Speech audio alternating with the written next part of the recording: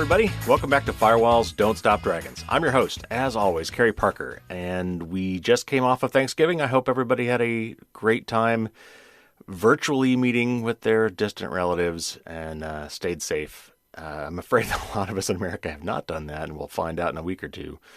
But as I've been beating that drum with you guys for weeks, hopefully at least this audience stayed safe. We got a big show for you today. I've got a lot of stuff to cover. There's a lot of news to cover. And then this week's tip of the week will be many tips, actually. We are going to go over the highlights of my best and worst gift guide for 2020. Those of you who are longtime listeners or subscribers to the newsletter will know that this is something I've been doing every year for the last 3 years or so, 4 years. And the idea being that there's all sorts of gift guides out there, but very few of them will focus on security and privacy. So a lot of the stuff I'll have is actually more general information, but I've got some very specific ideas as well. So tune in toward the end of the show for that for sure. There's a lot of news to cover. Just in the past few weeks, Spotify has been hacked. I'll talk about how that happened and what you should do. Google is testing end-to-end encryption for its Android messages. That's a good thing. There's an IoT security bill sitting on the president's desk, which hopefully will get signed. That will be a welcome change. I'm going to talk to you a little about a story from Texas about how 27 million people's driver's license records were stolen, and how they got stolen is telling. And then I've got a couple of disturbing stories about the U.S. government and various agencies that have tapped into third-party location data to basically sidestep the Constitution. So I got a couple stories, unfortunately, to tell you about that. A couple things in Apple news. They've reduced their commissions for the vast majority of their developers to 15%. This is a follow-on to the whole Fortnite Epic struggle, which we talked about with Cory Doctorow. I'll give you a brief update on that. And then, as promised, there was a definite brouhaha over some changes that Apple made in Big Sur in their latest version of their operating system. I created a rather lengthy blog article about it and a newsletter about it. So I do have some updates on that. I promised I would go through it, and I'm going to talk about that a little bit today as well. And lastly, I'd like to encourage everybody to install and enable the COVID-19 tracking applications, and I will briefly explain why they actually do protect your privacy. It's pretty ingenious, actually. But it only works if we all do it, or at least a lot of us do it. So I'll tell you a little bit about how to do that. And then we'll get into our tips of the week, my annual guide to the best and worst gifts for the year 2020. And one more thing before we get to the news, be sure to stay all the way to the end of the program today. I've got all the details coming up for the big 200th podcast episode. Got some fun stuff to share with you there, so be sure you check that out at the end, including some contests and giveaways. So you're going to want to listen to that. But we've got a lot to get to today, so let's get on it.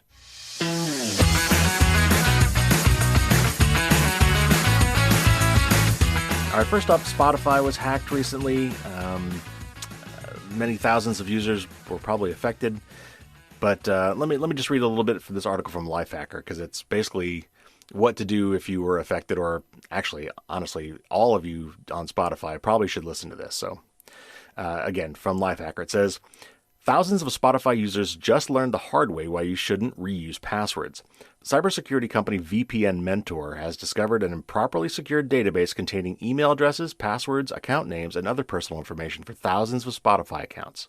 Hackers compiled this data with the help of other leaks or via credential stuffing rather than directly attacking Spotify itself. This mining operation nevertheless allowed them to successfully break into over 300,000 accounts. In response to the leak, Spotify issued forced password resets to the 300,000 affected accounts back in July, but not everybody followed through. If you haven't signed into Spotify in a while, it's probably worth updating your password right now.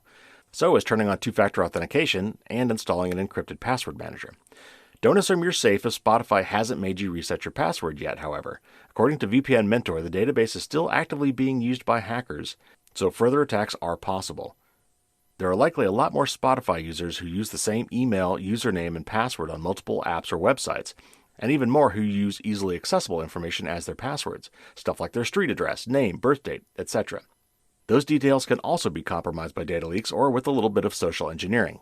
If a hacker got in, they could take over your Spotify account for themselves and siphon off your personal information for use elsewhere.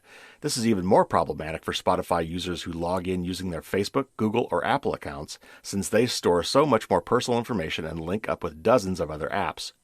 Take this as a canary in the coal mine situation and update your Spotify password to something stronger. It's also important to routinely perform password checkups and to check your accounts using Have I Been Pwned. Many password managers include built-in password health checks as well. Lastly, turn on two-factor authentication. I know adding an extra login step is annoying, but it's worth it. Even unique, hard-to-guess passwords securely stored in password managers can be compromised by data leaks, and two-factor authentication can prevent and/or alert you of attempted account break-ins.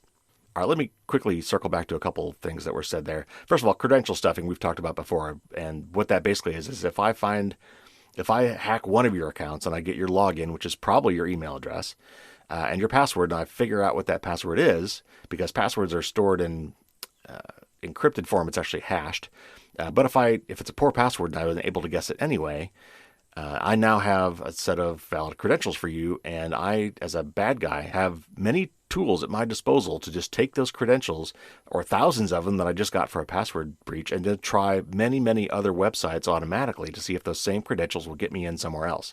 That's credential stuffing. The Have I Been Pwned site is the one run by Troy Hunt. We've had him on the show a couple times, and actually, hopefully, we'll be getting him back on the show in early next year. And that's a site that basically lets you put in your email address, and it will tell you if that email address is associated with any data breaches.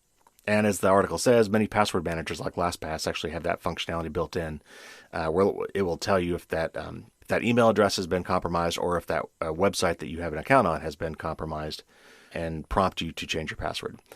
As for the last comment there about even password managers being compromised by data leaks, I'm not worried about the password managers themselves being compromised, really. But nevertheless, it's a valid point. What I'm really more worried about is that you pick a poor password that's guessable or crackable, which the password manager won't help you there. And at that point, two-factor authentication just gives them one more thing that they need. They basically would have to have access to your cell phone to go for that second step to still log into the account. So anyway, two-factor authentication is a really important step. All right, next up, Google is testing end-to-end encryption. There's a new messaging standard on the block. SMS, or short message service, has been around for decades, and it's kind of like the lowest common denominator. Like email, it's actually supported by basically every cell phone system on the planet.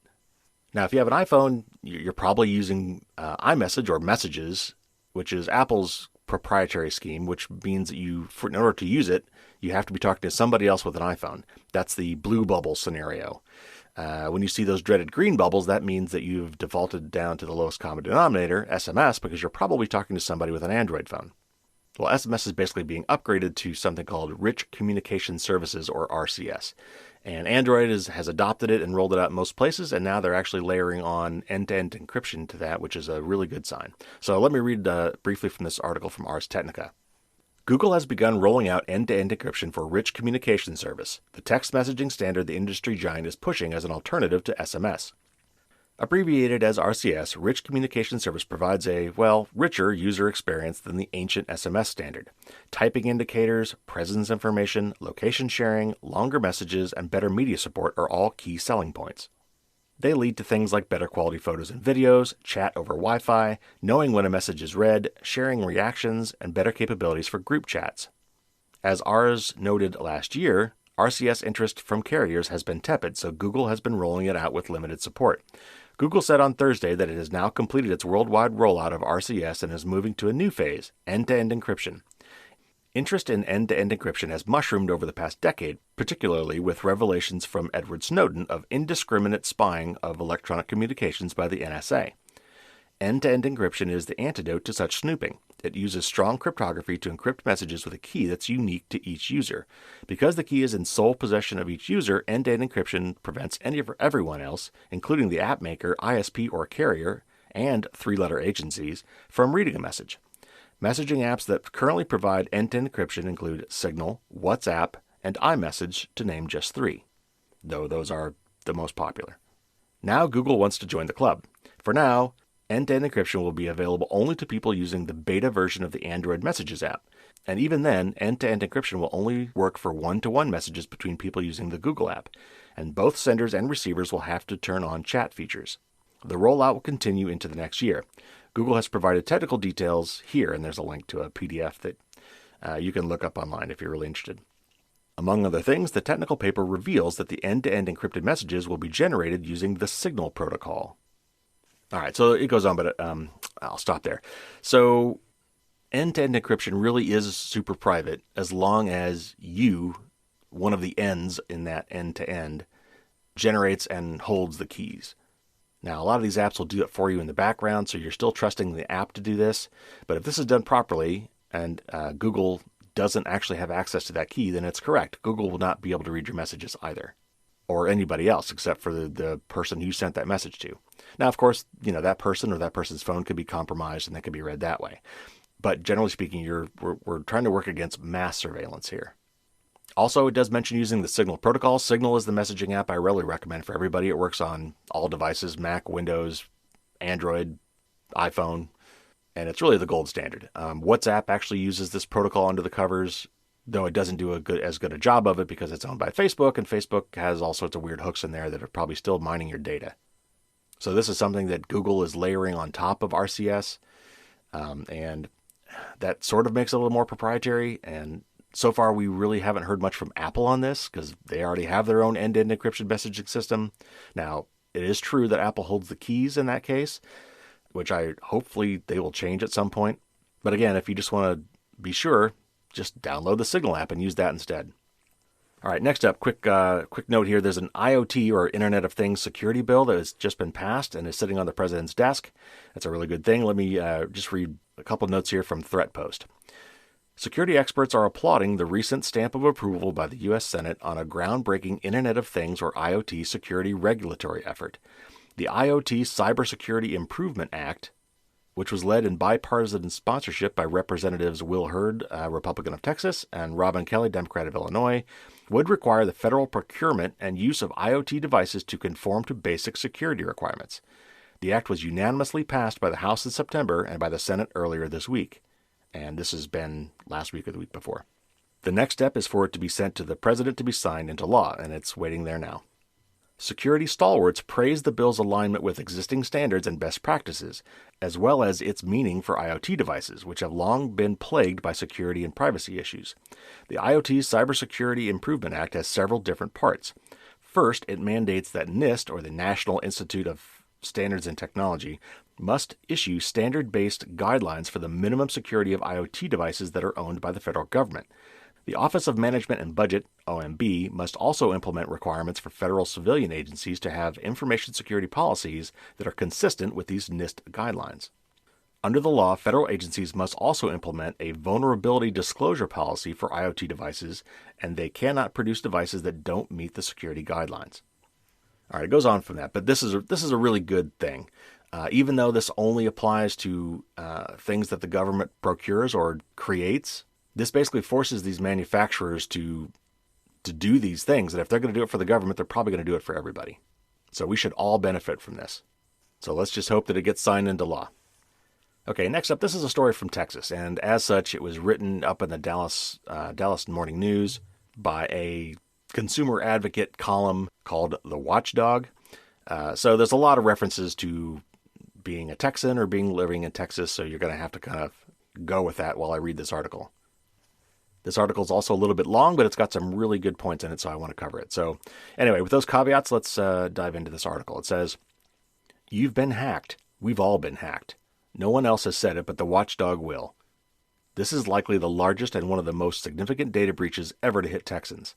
About 27.7 million Texas driver's license holders are affected. If you haven't heard about this, that's part of the problem. It's almost like no one wants you to know. Why 27.7 million affected licenses when Texas's total population is around 28 million? Because the number includes former state residents and dead people who were issued licenses before February 2019. So it includes just about everybody who held a Texas license going back an unknown amount of years. It doesn't include children. Yes, the information here is already available on paid data sites such as publicdata.com, although that site is not always current. But there you have to look up each individual. With this breach, all the information is already bundled and in one place. What do the crooks have? Your license information, name, address, and driver's license number, the color, model, year, and the VIN of your vehicle, and the lender to whom you make car payments. The culprit here is a company you probably never heard of, Vertafore of Denver, which, like many companies, buys data from state governments. Vertafore works with the insurance industry to concoct ratings that help agents, brokers, and others. And this is from a Vertafore news release. It says, quote, as a result of human error, 3 data files were inadvertently stored in an unsecured external storage service that appears to have been accessed without authorization, unquote. That's a fancy PR way of saying that they got hacked. All right, back to the article. Someone found the information and grabbed the files before Vertafore realized it, the company says. The FBI and state law enforcement are investigating. It appears to the watchdog that although this data breach began in March and continued to August, our Texas Department of Motor Vehicles, which stores vehicle information, and the Texas Department of Public Safety, which handles licenses, probably didn't know about the hack until recently because their own databases weren't compromised. How do I know that? The answer is revealing. First, initial word of this giant breach didn't come from authorities or from the company. It came from a couple of watchdog readers who got alerts from their Experian Identity Protection Service that their driver's license information was available on the dark web. They apparently knew about this before state officials and local police departments did. That's embarrassing. After hearing from the 2 readers, I contacted DMV and DPS on October 1st and asked if they knew about it. DMV sent me to DPS, which reported back that its databases were not compromised. I told the 2 readers and published the information that there was no hack. But there was. DMV later told me it learned about the breach in mid-October. DPS said it was checking when it first learned, but DPS didn't tell me. These 2 readers were like canaries in the coal mine, warning ahead of time that there is a leak, either in a mine or in this case, an all-encompassing data breach. Hats off to Experian for catching this first. First, some good news. Here's what was not taken. Your signature on your driver's license, photograph, audit number, eye color, gender, or height information. No social security numbers or other financial account information were taken. The culprit company said in a statement, quote, we are also not aware of any way this information could be used to commit fraud, unquote. Here I must educate Vertafore on how this thievery works. If I'm a crook, I can send you a letter or email pretending to be from your lending institution, identifying the correct vehicle you own and asking you to send your payment to a different address. Or possibly the thieves could offer you a special rate on a loan and ask you to click on a malicious web address or confuse you enough so you send them money. There's a whole lot of ways to do this. A new state law requires that companies must notify authorities and consumers within 60 days of a data breach. So that's not much help here either. Nobody has officially notified you or me about this yet. So what can you do? First, note that Experian was the first alert here. My identity theft service has yet to inform me. Second, keep an eye on your credit report, which you can get free. Go only to www.annualcreditreport.com. Third, Vertafore is offering us 1 year of free credit reporting and identity restoration services. You can check in with Vertafore at, and then it gives a phone number and their website. If you're in Texas and you want to know this, just Google for Vertafore, Vertafore. And fourth, put a fraud alert on your credit accounts. All right, so these are all kind of good general things to do if you think you might be a victim of identity theft. As far as Experian being good, I don't know. I've actually, when I worked at Cisco, they actually gave me that service for free, and I did appreciate that. Whether they're truly better than others, other services like that, I'm not sure. And of course, as we know, Experian was the victim of a massive, massive data breach years ago. So I hate to give them money for anything, honestly. As for the annualcreditreport.com, there are so many quote-unquote free credit reports on that site. Don't just Google it because it's going to give you tons of them, and most of them aren't really free. They'll try to lure you in, and then they'll find some way to charge you money, or nothing else. They'll just get your information and data mine you. So you definitely want to go to the official site, which is annualcreditreport.com. Honestly, since this is a government-mandated thing, I really wish they would do a .gov address, which would be a lot harder for bad guys to impersonate. The .gov would definitely stand out in that case. But if you do go to, I think it's the ftc.gov site, and search for annual credit report, that will point you to the proper one. What I do with that, since there's 3 main agencies, Experian, Equifax, and TransUnion, and as I say that, I remember that it was actually Equifax that had the big data breach, not Experian. So correction there. But what I do is I actually set up reminders for myself to go to that site, and I get each of those, but I get them staggered by 4 months. So like in January, I'll get one, in May, I'll get another, and in September, I'll get the last one. And I'll just keep rotating that way and getting my one free one per year, but I spread them out so that I kind of get them throughout the year. As for the fraud alert, personally, I put a credit freeze on my accounts. I don't get new credit very often. If you do, then that could be annoying. Or if you're applying for jobs often, they will access your credit report for that as well. But if you really don't need to have constant access to your credit by external third parties who you don't already have a relationship with, I would recommend doing a freeze instead of a fraud alert. It's free everywhere now. It doesn't cost any money. And they've gotten to the point where it's pretty easy to do a quick thaw if you need to get a new credit card or apply for a loan. You can call up and do a temporary thaw, which will unfreeze it just temporarily, and then you tell it when to freeze it again, and it'll go back automatically. Okay, so speaking of the government, the U.S. government, a couple really disturbing stories here and truly disappointing about how basically our government agencies, knowing that they can't get this information through regular government means, have gone to third parties, civilian companies, to get this information and sidestepped the Fourth Amendment, basically. So that is a hole that we need to plug. But let me read 2 articles here. The first one is about the IRS, and the second one is even more disturbing, about the U.S. military using this abroad. So first, both of these articles are from Vice or Motherboard. I don't know which owns which, but they're related. And I've cut them down a little bit to make them a little bit shorter. But here we go. First one. The IRS was able to query a database of location data quietly harvested from ordinary smartphone apps over 10,000 times, according to a copy of a contract between the IRS and the data provider obtained by Motherboard. The document provides more insight into what exactly the IRS wanted to do with the tool purchased from Ventel, a government contractor that sells client access to a database of smartphone movements. The Inspector General is currently investigating the IRS for using the data without a warrant to track the locations of Americans. And this is a quote from Senator Ron Wyden, who is often at the forefront of these privacy issues. He says, quote, "This contract makes clear that the IRS intended to use Ventel's spying tool to identify specific smartphone users using data collected by apps and sold onwards to shady data brokers. The IRS would have needed a warrant to obtain this kind of sensitive information from AT&T or Google," unquote. Ventel sources its location data from gaming, weather, and other innocuous-looking apps. An aide for the office of Senator Ron Wyden, whose office has been investigating the location data industry, previously told Motherboard that officials from Customs and Border Protection, or CBP, which has also purchased Ventel products, said they believe Ventel also obtains location information from the real-time bidding that occurs when advertisers push their adverts into users' browsing sessions. Ventel then packages that data into a user interface and sells access to government agencies.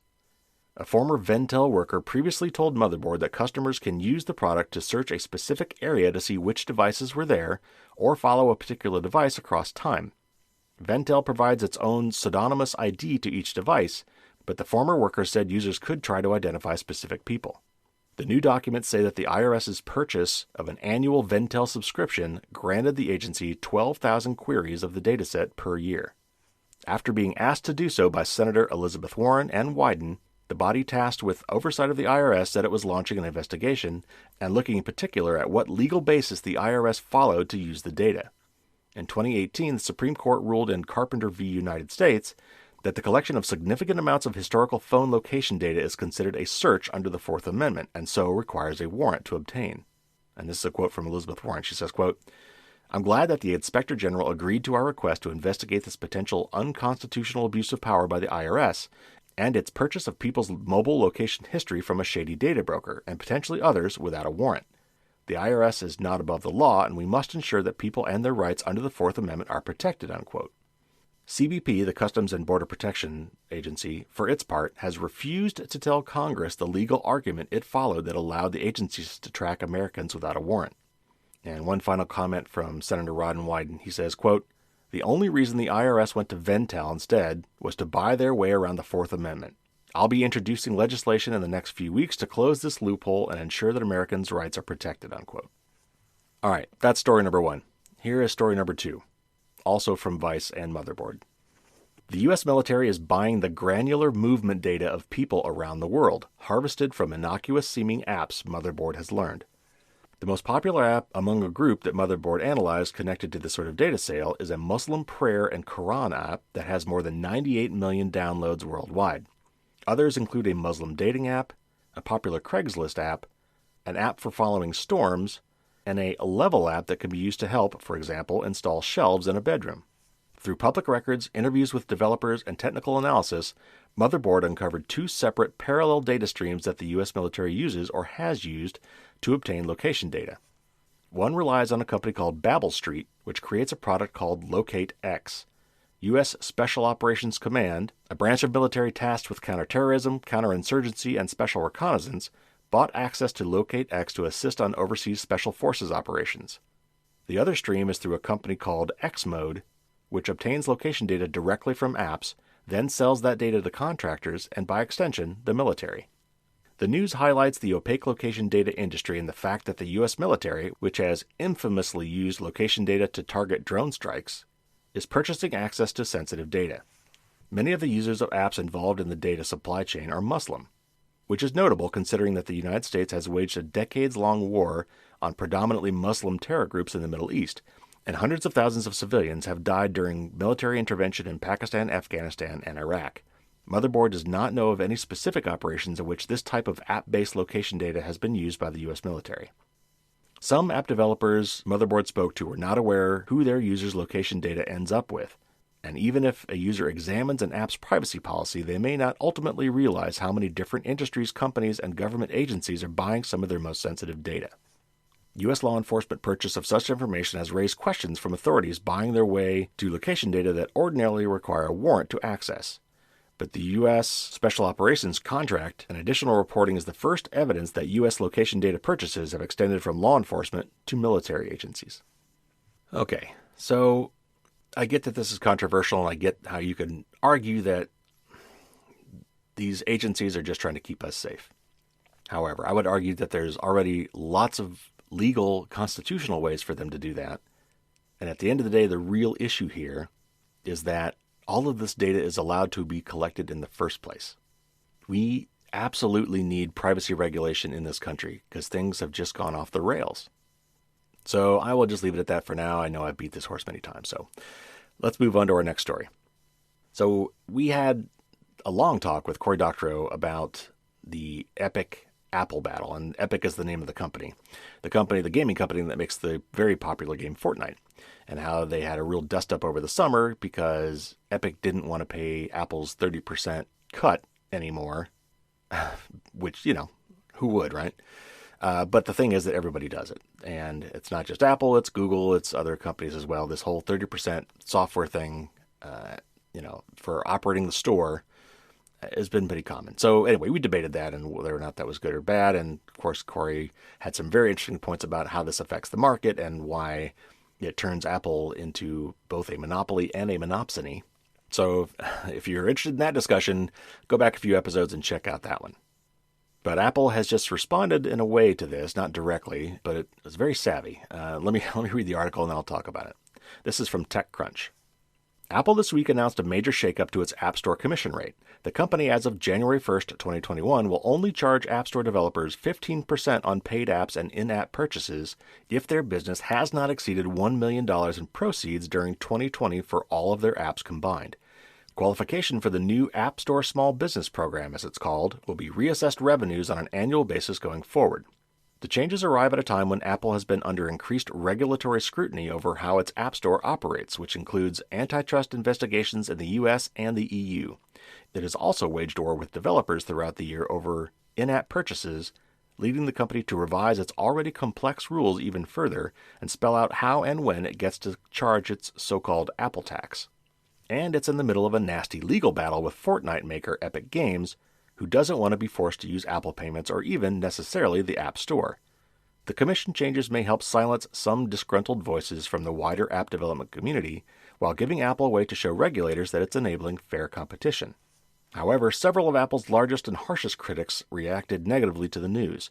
The advocacy group, the Coalition for App Fairness, which includes Epic, Basecamp, Deezer, Match Group, Spotify, and many others, said, quote, "Developers want a level playing field from Apple, not a symbolic gesture," unquote. They argued that Apple still owns the customer relationship, the threshold of $1 million is arbitrary, and they said that the majority of developers who, quote, generate livable revenue, quote, won't benefit. Match, Spotify, and Epic separately echoed these sentiments in statements of their own. Apple, though, has claimed the change would benefit the vast majority of the App Store development community. Today, its App Store hosts 1.8 million apps that reach more than 1.5 billion Apple devices. So this was a very savvy move by Apple. I am sure that the money they make on the long tail, which is like very small developers whose apps don't pull in a lot of money, will not hurt them by cutting their commission rate from 30 to 15%. It's the billion-dollar companies like Fortnite or like Epic, where they probably make the most of their money off this, and then do make quite a bit of money off the App Store. Now, again, Apple's not alone in doing this, but what is different about Apple compared to, say, Android with Google and the Google Play Store is that on an Android phone, you can bypass Google Play. You can go to the security settings and turn off the thing that basically forces all apps to come from Google Play Store, and then you can buy your apps from anywhere. And while I think that that's probably a poor security decision, I think Apple is going to have to somehow allow that. But in the meantime, basically they made a whole lot of developers happy and made them a lot less likely to side with Epic and Spotify in this crusade to allow Apple to have them run their own stores. All right, one more Apple story, and this was a big one. This raised a lot of privacy concerns, and I wrote a really long blog article about this, a newsletter article, and then I followed up with a blog article. So if you got the newsletter, by the way, go to the blog because there has been some updates. I'm keeping that article updated on firewallsdon'tstopdragons.com. It's the one labeled Big Surprise, as in Big Sur, Apple's new Mac operating system. And because there's so much information there, I'm not going to cover it all here. I just want to read a little bit from this article from The Verge, which I think summarizes it pretty well without being too hyperbolic. And then I'll talk a little bit about this at the backside. All right, reading from the article. Last week, a number of Mac users had trouble opening apps, a problem that seemed to be caused by an Apple security protocol responsible for checking that software comes from trusted sources. The slowdown prompted some to criticize Apple for collecting too much information about users' activities, criticism which the company has now responded to with promises that it will change how these security protocols work in the future. Apple announced the changes via its support pages, adding a new Privacy Protections section to a page entitled Safely Open Apps on Your Mac. Apple says a service known as Gatekeeper, quote, performs online checks to verify if an app contains known malware and whether the developer's signing certificate is revoked, unquote. It goes on to clarify how Apple currently uses the data and outlines new safeguards that are being introduced over the next year. Complaints about this verification process focused on a protocol known as Online Certificate Status Protocol Service, or OCSP. This security feature checks that an app's developer certificate hasn't been revoked before it's allowed to launch. The outage led to scrutiny of Apple's practices, most notably by security researcher Jeffrey Paul. In a blog post titled Your Computer Isn't Yours, Paul claimed that this security process means Apple collects a hash of every program a Mac user runs, along with their IP address, over an unencrypted connection.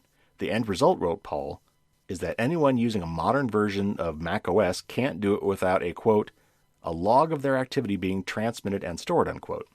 However, not everybody agreed with Paul's analysis. One blog post by cybersecurity student, and I'm probably going to get this name wrong, Jacopo Giannone, notes that the data sent to Apple's OCSP server contains information that could identify an app's developer, but not the app itself. However, Paul argues that since many developers only publish a single app, it wouldn't be hard to infer which app someone is using from information about its developer. In its updated support document, Apple makes clear that security checks it makes when authenticating software do not include a user's Apple ID or device identity. The company also says it stopped logging IP addresses associated with the developer ID certificate checks.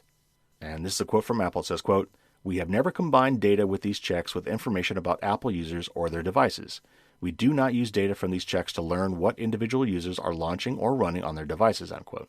However, something about these complaints do seem to have registered with Apple, as the company says it's changing how it handles these checks in the future. Over the next year, the company says it will roll out a new encrypted protocol for developer ID certificate checks while adding strong protections against server failure. That is, protections against the issues that stopped apps from opening last week. Finally, users will also be given the option of opting out of these security protections altogether, a change that seems designed to appease complaints like Paul's. All right, there's more to that article, but there's also a little snippet here I want to read from the EFF, and then I'll give you my take on this. So EFF says, fixing this privacy leak while maintaining the safety of applications by checking for developer certificate revocations through OCSP is not as simple as fixing an ordinary bug in code. This is a structural bug, so it requires structural fixes. In this case, Apple faces a balancing act between user privacy and safety. A criticism can be made that they haven't given users the option to weigh the dilemma on their own and simply made the decision for them. This is a valid critique. But the inevitable response is equally valid, that users shouldn't be forced to understand a difficult topic and its underlying trade-offs simply to use their machines. Apple made a difficult choice to preserve user safety, but at the peril of their more privacy-focused users. macOS users who understand the risks and prefer privacy can take steps to block the OCSP requests. We recommend that users who do this set a reminder for themselves to restore these OCSP requests once Apple adds the ability to encrypt them. Okay, so there's actually a lot more to this, and I would refer you to my blog article on this at firewallsdon'tstopdragons.com. There's actually, I think, 3 different areas of problem here. One of them is this privacy thing where this OCSP protocol is currently not encrypted, and it does send a hash or an identifier of the app developer certificate to the App Store to make sure that this developer is still in good standing with Apple. This is not done all the time, so it's not done every time you launch, but it is currently unencrypted, and Apple has agreed to encrypt this in the future. There's actually other ways they could have done this that were better, but that may not be in the cards. If they just encrypt this, that's probably good enough. The bigger issue I think that Paul guy brought up in saying that you don't own your computer is basically saying that Apple has full control of whatever you run on your device because it can at any moment stop any application that you have downloaded from working. And in his mind, that means you don't own it. And Cory Doctorow, I'm sure, would agree.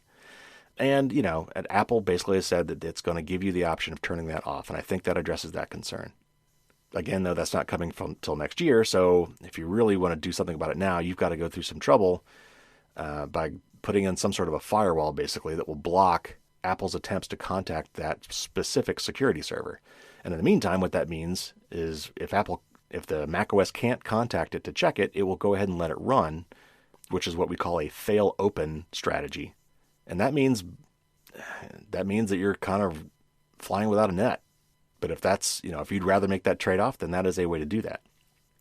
But the other thing that this article doesn't talk about, that I think is actually the most troubling for me, is that it became obvious in Big Sur that Apple has carved out an exception for their own special operating system code and probably some of their special Apple apps that bypasses the operating system's networking code that would enable VPNs and firewalls. And let me phrase that a different way. When you put a firewall on your machine, and there is a software firewall that comes with macOS, normally that's to keep malicious requests from coming into your machine unsolicited. But with certain firewall applications, I tend to refer them as reverse firewalls because to me it goes the other way, that blocks connections leaving your computer, which basically means you're worried that there's some piece of software running on your computer that you don't trust that is talking to somebody you don't want it to talk to. And there's a couple programs. There's one called Little Snitch, which you can pay for, which I'm not even sure that's supported anymore. And then there's another one from Patrick Wardle called Lulu, Lulu, which is free and open source. And that basically lets you block any outbound connections from your computer that you don't approve of, which could be really annoying to try to do. I mean, you can do it once and forever allow it to happen. So it's only once you approve all the ones you care about, it'll die down a little bit. But that's for somebody who's truly privacy paranoid. I don't have the setup, though. I actually may play with it just so I understand a little bit better. And then there's, VPNs, when you want to route all of your network traffic through a VPN so that your ISP and anybody between you and the VPN server at least can't see what you're doing. Apple in Big Sur has put carve-outs in their operating system for their own software that allows them to bypass your VPN and bypass the firewall. That, I think, is a problem. And I think Apple needs to make that very transparent that they're doing that and give you the option to not do that. Personally, again, this is this trade-off between security and privacy that Apple has to make, and they don't want to overburden most of their users who probably don't care. And so the default they take is the one they think is for more security and less privacy, which aren't always trade-offs, but in this case they are. So anyway, I hope that Apple gives us the option to turn that off as well. And I've done a little more studying on this, and it does sound like that it depends on how you build the VPN. So not all VPNs will suffer from this problem, but if not implemented correctly or using the proper low-level operating system calls, this could mean that some of your network traffic is not being routed through your VPN, which most people wouldn't get. I mean, when you set up a VPN, it's supposed to be everything that comes and goes from your computer is supposed to go through that VPN tunnel. And it's not obvious that with Big Sur in particular, there are certain Apple processes and applications and functions that can bypass that. So I'll keep you posted on that, and if that changes, I will let you know. By the way, the way around that is to use a firewall and VPN service that does not run on your Mac. This would require some sort of external piece of hardware. Well, the way most people do that at home is they would set this up on their Wi-Fi router. Many modern brand name Wi-Fi routers actually have the capability of being a VPN client, which basically means that if you set that up on your router, every single device in your home will go through a VPN connection, including your Macintosh computer. And you could set up the firewall such that it blocks outgoing connections to, let's say, Apple's OCSP server. And since it's running outside of the Mac operating system, there's nothing that the Mac can do to avoid that. All right, one last little plea here before I get to my best and worst gift guide for 2020, and that is COVID exposure notifications. We talked about this a while ago, and I don't want to get into this too much. There's a little snippet here I'm going to read from the Washington Post about it, and then I'll say a little commentary at the end. It says, and this is from Jeffrey Fowler, who we know and love at Washington Post. It says, "Here's a phone alert you wouldn't want to miss. You have likely been exposed. The coronavirus surge is upon us, and your phone might be able to help. About 100 million Americans now have the ability to get pop-up notifications from local health authorities when they've personally spent time near someone who later tested positive for the coronavirus. But exposure notifications only work if you and the people around you turn them on. Yes, you. There's early evidence this anonymous smartphone technology works, but so far isn't helping very many Americans. In August, and this is Jeffrey Fowler, I wrote about the first of these state-sponsored alerts, Virginia's COVID-Wise app. In the 3 months since, only 488 people have used the state's app to send alerts about a positive diagnosis to others. The alerts use software built by Apple and Google into iPhones and Android devices to detect when people or the phones they're holding get into close contact with each other. That might sound like a privacy invasion, but they figured out how to track encounters between people in a way that's anonymous and doesn't store your location by using the Bluetooth wireless technology in phones. Exposure alerts worked for the governor of Virginia, Ralph Northam. He and the First Lady tested positive for the coronavirus in September, and because they had it working on their phones, staff members exposed to them got notified. And they're picking up steam. In its first few weeks, Colorado's system was activated by 1 million residents, or 17% of its population. So why aren't our phones a big part of America's coronavirus response?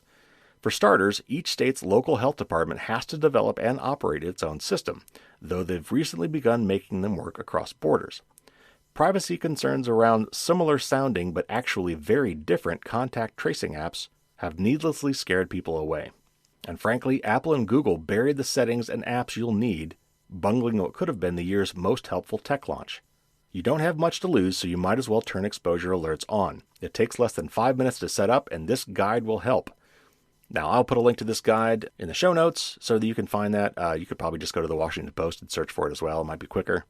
And frankly, there's a lot of other really great details in this article, like why it's not a privacy problem. And I talked about this a long time ago and went through it in detail.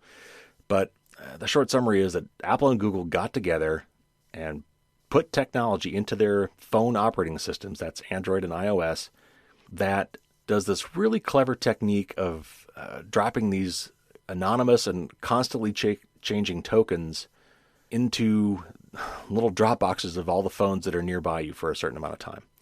And what that basically allows to happen is if you eventually find out that you've been infected, you can, through this app, send a notification up to the cloud and then along with a list of all the tokens that you noticed near you for the last, let's say, 14 days or whatever the length of time is of which you might be contagious, and then notify all the people that own those tokens in an anonymous way that they have been near somebody who has tested positive. So anyway, things are really about to get bad here. I know they are. Now would be a really, really good time to turn this on and help all your friends and family do the same. The more people that do it, the better. Unfortunately, not every state has produced an app, but this article has links to all the ones that do, and it will be updated as more states bring their apps online. So check out that article. Again, I'll put the link in the show notes, or you could just go straight to the Washington Post and look for the article from Jeffrey Fowler. All right, now the moment you've all been waiting for, at least since last year. It is time for my tip or tips, in this case, of the week, and it's my best and worst gift guide for 2020. And of course, from my perspective on this show, we're talking about best and worst in terms of security and privacy. Now, I'm going to walk through a lot of it here today, but there's much, much more detail and lots of handy links. If you go to the actual article itself on firewallsdon'tstopdragons.com, you'll see it right near the top. It'll be the best and worst gifts for 2020. If you just search for worst, I think you'll find all the articles, including this one. But I am going to walk through at a high level most of the stuff I talk about there. And let's start with the worst. These are the things that you should avoid. And I'll talk about some generalities first. So first of all, I would avoid smart devices from Google, Amazon, or Facebook. Now, I realize that covers a lot of ground. So let's run through this. Google owns Nest and Fitbit. Amazon owns Ring doorbells, Blink webcams, Eero mesh Wi-Fi routers. Facebook owns Oculus headsets and their own Portal devices. And if that's not bad enough, all three of these companies have digital assistants like the A-Word Echo's product. Google's similar assistant, and Facebook, I think, even has one too. And all three of these companies have been working hard with third parties to embed that same technology in those things as well. And more than likely, those same apps are also collecting data on you. All of these companies, even Amazon at this point, are basically advertising companies. They want to recommend products to you. They want to get ads in front of you, and to hyper-target those, they need to know, or they feel that they need to know, as much about you as possible. Now, I realize that's going to be really hard to avoid these, so I'm just making you aware, and when we get to the best part of this list, there will be some alternatives that I can recommend. Next up, and this is a perennial naughty list favorite, DNA analysis kits. And most of these are, they're from Ancestry.com or 23andMe or MyHeritage. These are companies that are trying to help you fill out your family tree, which is cool. I'm a kind of an amateur genealogist myself. I've got a family history going for both sides of my family that I've really enjoyed doing. And so what they want to do, if you send this in, is they will use your DNA to try to match you up against other people in its system. And if you're really lucky, you might get most of your family tree filled out quickly for you because of some shared relative you've got that you can tap into. So I get it. That's, as a concept, that's a cool thing. However, you've got to be prepared for a few different downsides to this. First of all, it could reveal stuff that was not meant to be revealed. There's been several stories about how this has revealed infidelity, for example, where someone believed they knew who their father was, and it turns out they didn't. It can also be used, perhaps, to link up foster children with their parents, which you can think of as a good thing, but sometimes those parents don't want to be found, and possibly for a very good reason. Another kind of creepy aspect of this is this information has been used by law enforcement because some of these DNA databases have made their stuff public. In particular, I think it's GEDCOM, where law enforcement could take DNA samples that they have at crime scenes and try to find the victim, even if the victim's DNA is not in the system, because you share DNA with your relatives. They did this with the Golden State Killer. The other creepy thing, and for me, the more likely and maybe more troubling thing, is that another group of companies that would really like to get their hands on the information about you is insurance companies, health insurance companies, life insurance companies. Because that DNA says a lot about you, and it might affect your rates of insurance if they know that you have cancer in your family, or from your DNA they know that you're more prone to certain costly illnesses or to die young. And of course, your DNA is you. I mean, when you're talking about identity and personal information, nothing is more personal than your DNA. There's really no way to anonymize it. I don't care what you say. It is you. And personally, I wouldn't trust any for-profit company with that data, at least until we have much, much better privacy regulations and regulations that have some real teeth.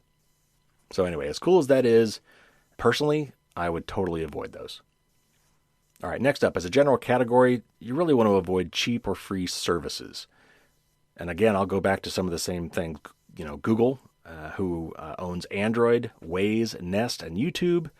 Facebook, who owns WhatsApp, Instagram, Oculus, and Anovo. Yahoo owns Tumblr. I can go on for some of those.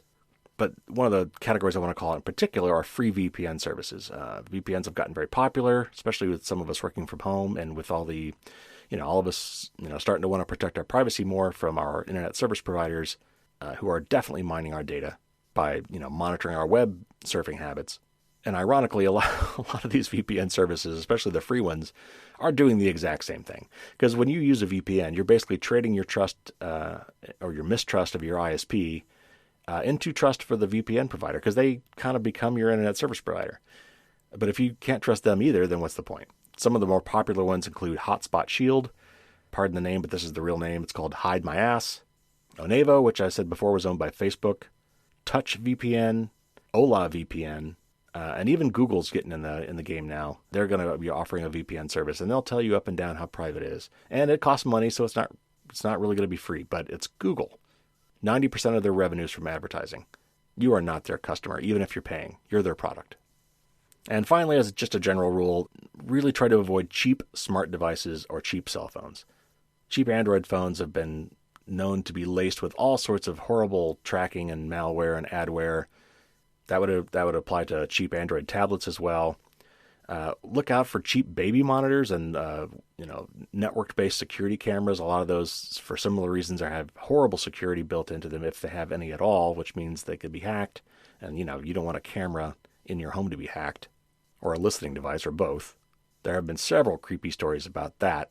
And just as a rule of thumb, avoid connecting anything to the internet from a brand or a company that has no reputation to protect.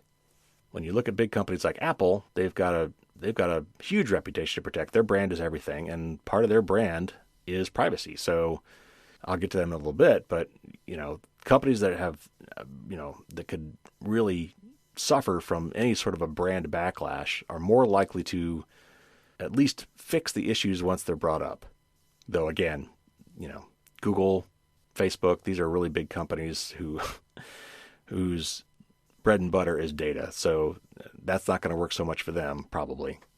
But anyway, following the money and looking for buying from companies that have a name brand to protect that could be shamed potentially into fixing something gives you a little more cover. And the flip side of that is to avoid the companies that don't meet those criteria, where you don't know how they make their money. It's not obvious how they can make money by giving away free products, and not having some side business where they sell to companies maybe and earn money that way, but they give it away for free to individuals. That's a viable business model that doesn't necessarily require them to monetize you. So unfortunately, it takes some research, but I've done at least some of that here for you today. All right, so those are some kind of general ideas of things you need to avoid and a few specific products. I would call out Ring Doorbell in particular. We've talked about them on the show before. They're really getting super creepy with their surveillance. I think I mentioned this before. They've got this trial going in Jackson, Mississippi, where the police can actually tap in directly to everybody's Ring video doorbell, basically setting up this massive third-party surveillance network.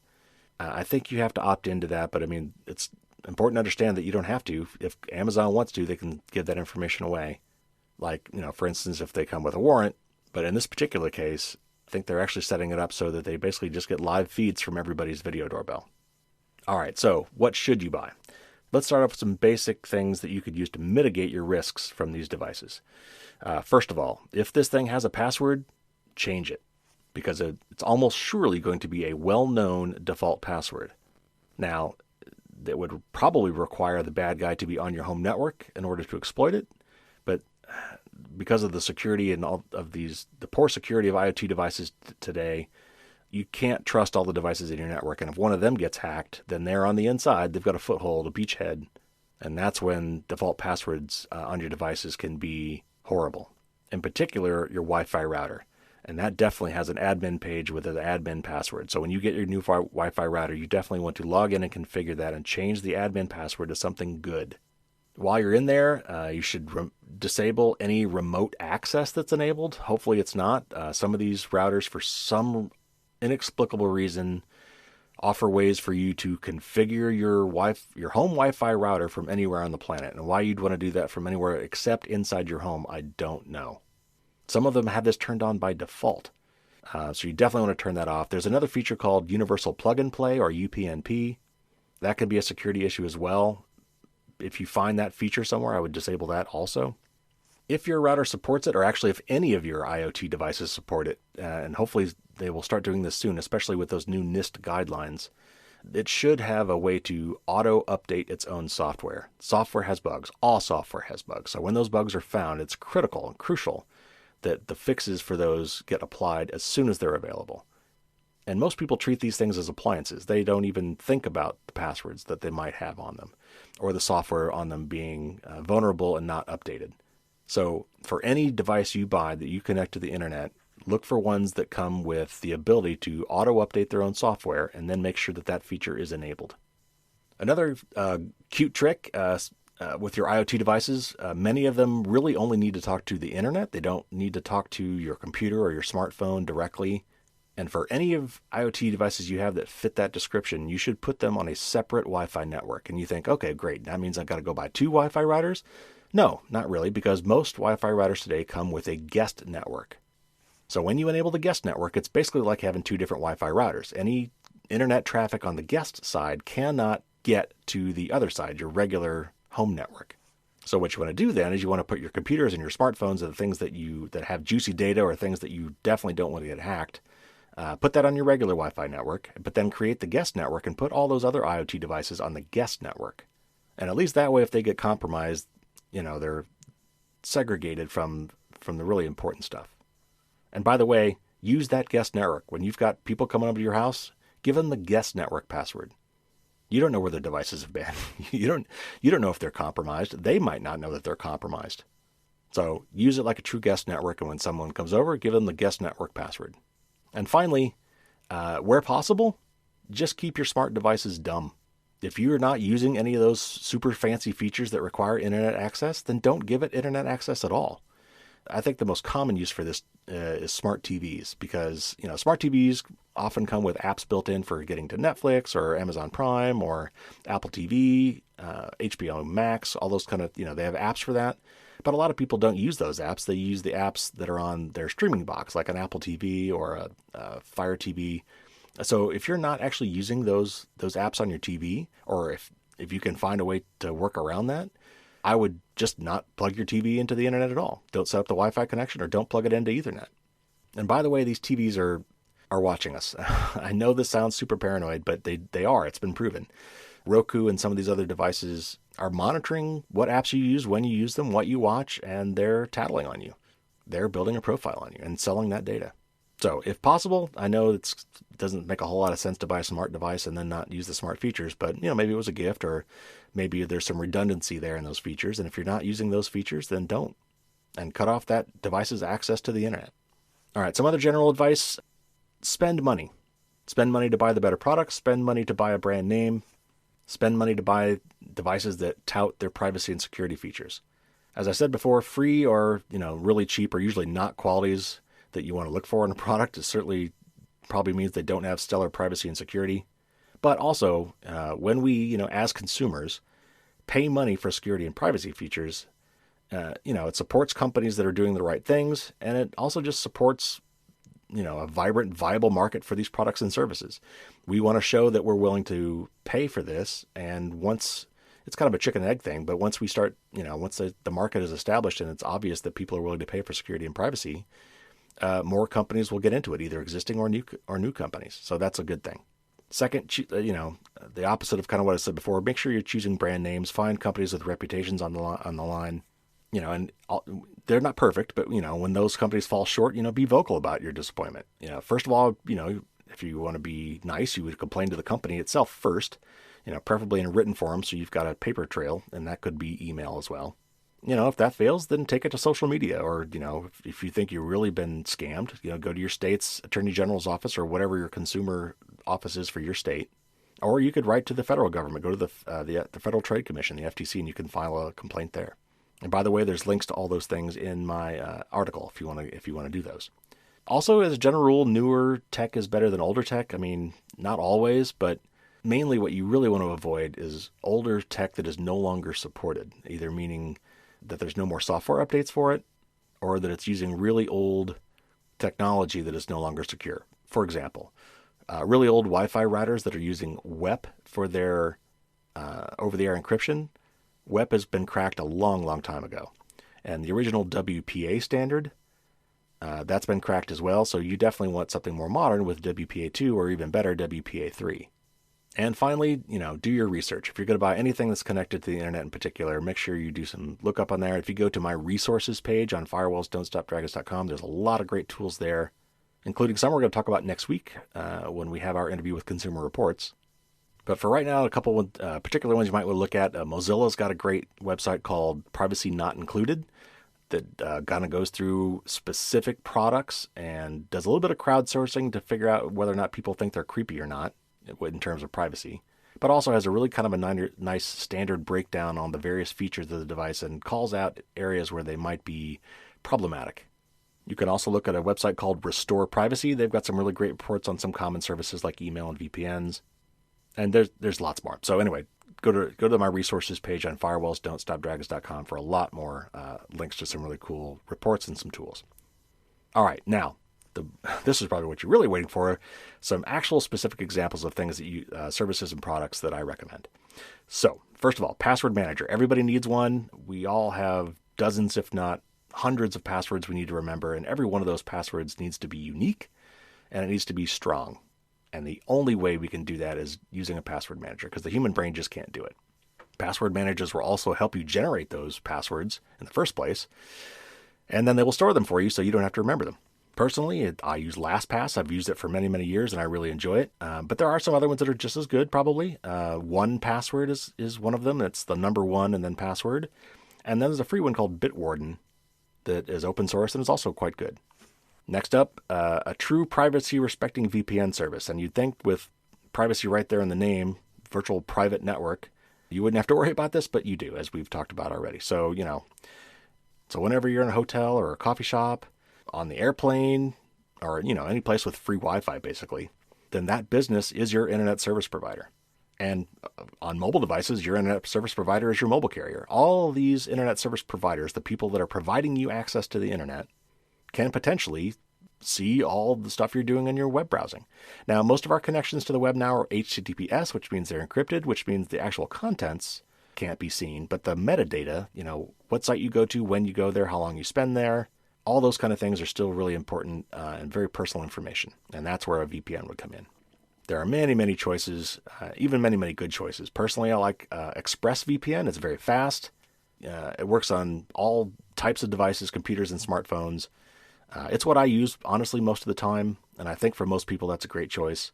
There's another one that I hadn't heard of until recently called Mullvad, Mullvad, that looks interesting. That if for some reason you don't like ExpressVPN, you might want to check them out. And again, in my article, I've got a link to some other ones you could look at as well. Some really good reviews of these services, so you could pick one. Next up, cloud storage. These have become more popular, things like Dropbox or Google Drive or Microsoft's OneDrive or even Apple's iCloud. They're all very handy. They're great ways to either get some things off your computer or to synchronize certain files between computers. If you've got more than one computer, or if you want to access files from your phone as well as from your computer, these kind of services allow you to, the files exist on each of those devices, but they're synchronized through the cloud. So if you add one in one place, it will show up in the other. If you change it in one place, it will be changed in the other, and that sort of thing. Very convenient. Many of these are free or come with some of the devices you buy. And they even claim to be encrypted, and they are, but the deal is they have the keys to that encryption. So what that means effectively is that they can, at any point, if they really wanted to, either perhaps a malicious employee or responding to a warrant from law enforcement, can still access your quote-unquote encrypted stuff. So if you really want to have truly private cloud storage, you need to be able to generate and maintain those keys yourself. It's not as hard as it sounds. I've done a lot of research on this, and I ended up going with sync.com, sync.com. It's a great service. It does cost money. But they will allow you to generate and control the encryption keys so that only you have access to that stuff in the cloud, which is a great way to go. However, if you really want to use those other services for some reason, I can recommend another free open source tool for you called Cryptomator. Cryptomator. It will allow you to create encrypted folders within those cloud folder drives, within those folders that your Dropbox folder or whatever, meaning that at least for whatever's in those folders, you do have the encryption key and they don't, and at least whatever's in that folder is still truly private. All right, next up, let's talk about email. Most of the email services we've all kind of used, if we didn't use the one from our internet service provider, are free services like Gmail and Outlook and Yahoo. And I admit that I have all three. But I also know that I need to get away from them. And I've been moving away from them. So the ones I have been gravitating towards, the ones I recommend that you might look into, and they could be gifts because they do cost money, is Fastmail. That's probably the one that I think is best for most people. It's very middle of the road. It's privacy respecting, but it's not over the top privacy. And what I mean by that is it's not itself, for example, fully end-to-end encrypted. And so I'm sure you're already saying, wait a minute, if it's not end encrypted, then why bother? But it's still, I mean, Google and all those other companies, those free services are free because they basically can now look through all of your emails to learn more and more about you. Now, Google claims they don't use it for advertising, but I'm sorry, I'm not buying that. I wouldn't, and they could change that at any time. So Fastmail doesn't need to do that. Fastmail is privacy respecting. They will not mine your data. The other problem is also that even if you've got a fancy end-to-end encrypted service, which I'm about to recommend a couple, as soon as you email somebody who's not on that same service or are not able to handle your encrypted messages, then you're right back where you started. And so if I have super secure email service and I send an email to somebody on Gmail, I've already lost. Unless it's fully encrypted. And then there's problems with, your recipient's got to figure out some way to decrypt that message. It's clunky, unfortunately. It shouldn't be, but it is. So anyway, I think a good moderate choice for most people is something like Fastmail. And Fastmail actually comes with a lot of the things you would expect from Google. It's got a really nice calendar. It's got a really nice address book. It's even got a way to take notes and a little file storage. Though for real file storage, again, I would go with sync.com. So if you really do want to kick it up a notch, if you really do want to go full end-to-end encryption, then I have two services I would recommend, both of which I use. One is ProtonMail, a great service, and we've actually had their CEO on our show a couple times, and I need to see if I can get him back to get an update on what things they're doing. I think they've got a calendar now too, and they've even got a VPN. And if you're using ProtonMail and you're talking to somebody else on ProtonMail, that communication is fully end-to-end encrypted. And ProtonMail actually also has a really interesting feature which will allow you to send an encrypted message to somebody not on ProtonMail. And then they will get a link that they click, and they will need to know a password, and then they will enter the password, and then they can read the email. And the other one that I've actually kind of been using a little bit more, and it's got a funny name. It's called Tutanota, and that is spelled Tutanota. Now, supposedly where that comes from is from Latin, and that's two words, tuta, which I guess means secure, and nota, which means message. That might be a bastardization, but that is where that name comes from. And they also have, you can use them for calendar and other things as well. So, and I find it's a little easier to use than ProtonMail, but they're pretty close. But anyway, so if you really want to go kick it up a notch, you can try out Tutanota and ProtonMail. Next up, secure messaging. And this is an easy one. Just use Signal. Now, there are a couple others that might be interesting. One is called Wire, and the other is called Threema, Threema. All of them are actually pretty good. Signal, however, I think is still the gold standard. It works on all sorts of devices. It's fully open source, done by some really, really smart guys who are all about privacy, and it is full tilt end-to-end encrypted. And the Signal protocol, since it's public, has actually been used by other products. It's been used by WhatsApp. It sounds like Android is going to use this for their RCS end-to-end encryption. And so that, maybe it could actually end up being a standard we could all agree on. That would be wonderful. So anyway, download Signal. You can use it on your Mac, on your PC, Android device, and iOS. The only problem is with all these things, with all these messaging programs, is that you need to get someone else to be on the same, also to have Signal for you to talk to them. That's the hard part. So anyway, if you want to, give that a shot and Christmas and comes around, you might, say, hey, everybody, let's try Signal. And then you get at least some of your family and friends on Signal, and then maybe it can just grow from there. And finally, generically, and this won't be a surprise, Apple products. Now, again, I'm an admitted Apple fanboy. I have been for decades. But, at the end of the day, there's just no denying that Apple's one of the very few big tech companies that just don't need or want your data. They sell hardware, and they make a lot of money doing it. So whether it's, truly altruistic, or if it's just capitalism at work, being a market differentiator for them, they have made a point of making privacy a key product feature. And they're not perfect, but they are at least trying, and they're pretty darn smart. They've made some really good progress in that area. So it's hard, if you're looking for security and privacy, particularly privacy, it's hard to go wrong with an Apple product. All right, how about some specific ones? And again, the list on firewallsdon'tstopdragons.com is much longer. There's more things you can find there. I just picked up a few highlights here. So speaking of Apple products, they've got a brand new thing called a HomePod Mini, which is a little smart speaker.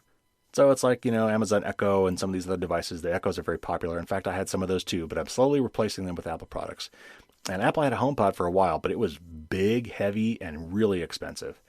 But their new one is a little softball-sized thing called a HomePod Mini. It's like $100, and there are some Black Friday sales that you can find to get them a little cheaper than that.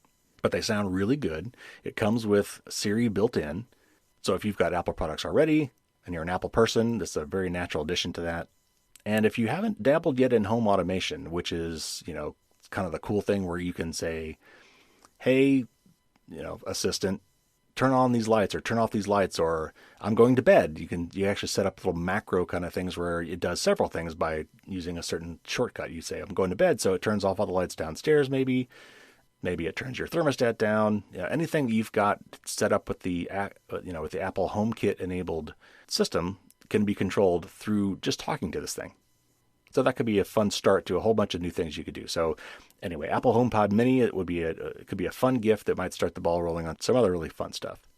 All right, next up, I railed on the Ring doorbell and some of their privacy and surveillance features that I didn't like. So what do you replace that with? Well, I replaced my Ring with a Eufy video doorbell. That's EUFY. It's part of the Anchor brand of products. They make some really good stuff. And they are much more private. They actually work with Apple HomeKit, so they would actually work with your Apple products as part of that home automation stuff I was telling you about. That's got a Apple HomeKit secure video option, and it's all stored locally on the device instead of stored in the cloud, so only you have access to it. And you can still get to it from anywhere using your phone, but that stuff is stored on the SD card at your doorbell and not in the cloud like with Ring, and not available for Eufy or anyone else to access without your permission. And they're really good products. I really enjoy mine. It's great for, seeing when people come to your door. I've got a basement that I'm often in, so, when the doorbell rings, there's a little doorbell extension thing I've got in my basement, so when it rings upstairs, it also rings downstairs, and I can just whip out my phone and see who's there. And I can even, if I want to, I can even talk to them. I can hear them and see them, and if I want them to hear me, I can turn on a little microphone button and talk back to them. And so not only can I, see if it's worth me getting up to go to my door, if it's somebody trying to sell me something, I can just blow it off. I can get these notifications from anywhere on the planet that I've got internet access. So I can actually, see who's at my home when I'm not there. And I can even pretend to be there if I think I'm worried about this person being a burglar trying to case my house out. And I can also see if there's, packages sitting on my front porch, and it would capture anybody who tried to steal those packages. So it's really a great gift with all sorts of really good uses. And just make sure you don't get the Ring version. I would go with the Eufy version. We talked a little bit about Wi-Fi routers. There's a lot of them out there. There's several good ones, but most of them are usually ranked by, first cost, and second, how fast they are or how far they reach, which, those are key table stakes for any good Wi-Fi router. But if you care about security as well, I would look at one called Synology, Synology. It's a really good router in and of itself, but it's also got some good security features, including the ability to auto-update its own software, which is great. So that's one I use here at home. And if you're looking for a new Wi-Fi router, that's one I could definitely recommend. A couple other small stocking stuffer kind of things. You could get somebody a webcam cover, because most of our webcams today are controlled by software, not hardware. So sure, when that little green light comes on, that should be telling you that the camera's on. But if you are able to successfully hack the software, you can turn that camera on without turning on the green light. That has happened.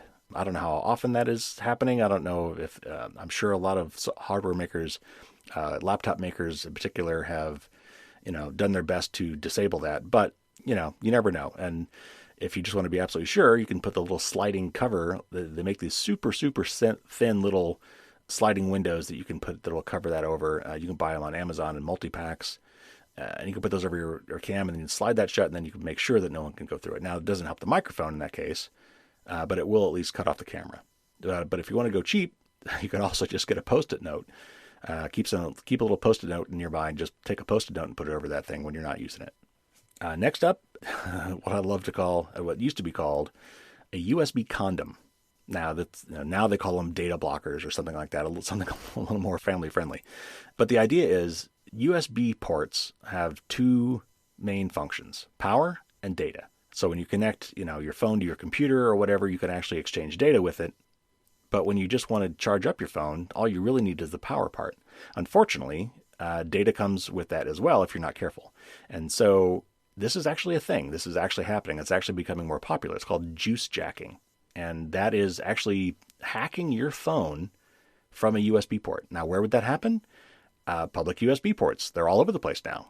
Hotels, coffee shops, airports, airplanes, McDonald's, bookstores. I mean, really any place where you might sit around for a while and people want to keep you there, they have come to offering charging ports for your phones because they know people want to top off their phones. So what do?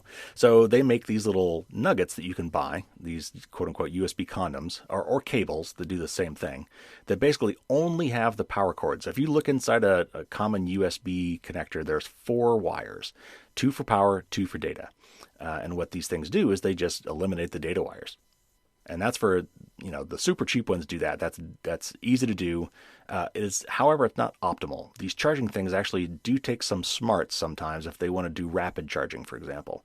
So some of the more expensive cables actually have a little bit of a chip built into it that is smart enough to negotiate the power exchange, but still block all data. So if you go to the website, again, you'll find a link, but PortaPow, PortaPow makes some good ones. You can find those on Amazon for pretty cheap. And when you look that up, I'm sure they'll find some other examples you could look for as well. But those are great little stocking stuffers, especially for somebody who travels. Another fun one, if you want to get into a little project, a little computer / electronics project, is one called a Pi-hole. And that's spelled Pihole. And that's for the Raspberry Pi microcomputer, I guess is what you'd call it. It's a fun little tinkering thing that you could do all sorts of stuff with, which I have done as well. I love these little things. They're little tiny computers. They're super cheap. You can get the super small one for like $10, and you can get the more standard one for $35. And these are fully functioning computers. And what you can do with this small little box, and it's about this, the $35 one is about as big as a credit card, though it's maybe 3/4 of an inch high. And the $10 one is even smaller than that. But they, to make these things work, of course, you've got to add a keyboard and a mouse when you want to set them up, and attach it to a monitor so you actually see what it's doing. And you need to give it power and maybe put it in a little bit of a case. So, to do it right actually costs more money. You got to get a little kit that involves all those things. But if you get a little Raspberry Pi kit, which can cost anywhere from $50 to, $80 maybe total for all these things in one package, and you'll need an SD card as well for the memory, you get this tiny little multi-purpose computer thing. And one of the things you can do with that is put some software in there called Pi-hole. And what this is it's a DNS sinkhole. What does that mean? So whenever DNS is the phone book for the internet, when you have, Amazon.com, Yahoo.com, Google.com, those domain names, your computer needs to know the IP address, the real number address for that. And so DNS is the service that runs out in the cloud that converts those things. It converts from the domain name to an IP address. Well, since your computer does that lookup basically every time it wants to go to a website, the applications that you're running, the websites you're going to, all have these little links in them that try to go get ads, for example, or go to tracking sites, for example. And you can block all of those if you have the list of domain names you want to block and you route your DNS to this Pi-hole thing. It will make all those domain names for the tracking and the ads unroutable. meaning that the web page is your phone. None of these devices will be able to load ads or do the tracking they want to do because they can't reach the servers that provide those things. So you can run this Pi-hole software on this little Raspberry Pi, and if you make that the DNS server for your home, and you would do that at your Wi-Fi router, you configure the DNS server on your Wi-Fi router to point to this Pi-hole, and there's instructions for all this, by the way, and I've got links to that in the thing. It's not as hard as it sounds. Then basically every single device on your home network now could block ads and trackers because it's all done in one place. So anyway, that's a fun little gift, especially if you've got somebody who likes to tinker or with little computer projects. That's fun. And of course, I couldn't possibly finish this list. I would be criminally remiss, if I did not recommend Firewalls Don't Stop Dragons. This book has got 170 tips in it, including a lot of the ones I just went over, except the book has got step-by-step instructions, complete with pictures of what you're going to see. And it also goes into a lot more depth on the why this stuff's important, and how this stuff actually works. And I did my utter best to avoid jargon wherever possible. I use analogies and try to explain it in a way that anybody can pick up and understand. But it's also good for people who actually do have a tech background as well. I've had friends of mine that have found nuggets of wisdom in this book that they hadn't realized either. So it's really good for just about everybody. Of course, you can get it anywhere you can buy books, and then most people buy them at Amazon.com. You could also go to apress.com. And if you are okay getting the ebook version of this, personally, I always like paper copies of books like this. But if you want the ebook, especially if you want to pick it up cheap, right now, today, Monday only, it ends at the last day of the month of November. Apress is having a big sale on ebooks, not just mine, but all the ebooks that they sell. $7, which is a really, really good deal. It's their Cyber Monday deal or Cyber Week deal or something like that. It was going on all weekend, but it ends today. The code you're going to need to do that is Cyber20AP. That's CYBER 20AP. It's probably right there on the site anyway, but just in case it's not, that's what you'll need, and you can get any book there for $7, including, of course, mine. And if you want to maybe try it out for $7, you see what you think. And then maybe consider giving this as Christmas gifts. Maybe someone's getting a new computer. Maybe they're getting a new smartphone. Maybe getting one of these, smart devices that we talked about. This book would be a great companion for that. So think about that as potentially on your Christmas list.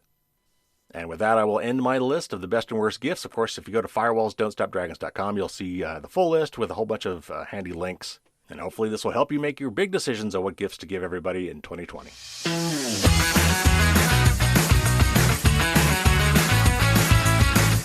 All right, everybody, thank you for hanging in. That was a long one, but we're not done. We've got some good stuff to get to yet, so hang in there. Next week, we're going to do a 2-part interview with Ben Moskowitz from Consumer Reports. First time I've ever had somebody from Consumer Reports, and he's got some really cool stuff to talk about. They did a really interesting survey of people about privacy, and they're at kind of a different angle than other people have taken. They really were trying to figure out, how people value privacy, in particular with their products and services, because that's what Consumer Reports does, right? They want to review these products, and they're now taking privacy and security into account in their ratings. So it makes sense that they would want to study that. And then he's going to tell us not only what they found, but they've got some really cool tools at Consumer Reports for free that we'll talk about that can help you with your security and privacy. It was really a great conversation, so you definitely want to tune in for that. Subscribe now if you haven't already to make sure you don't miss it. And then you will also not miss the huge 200th episode. I can't believe I'm coming up on 200 podcast episodes, 200 weeks. And coming back, we had him for the Pod Centennial. Hopefully this will now be a pattern. He's coming back for the 200th episode as well.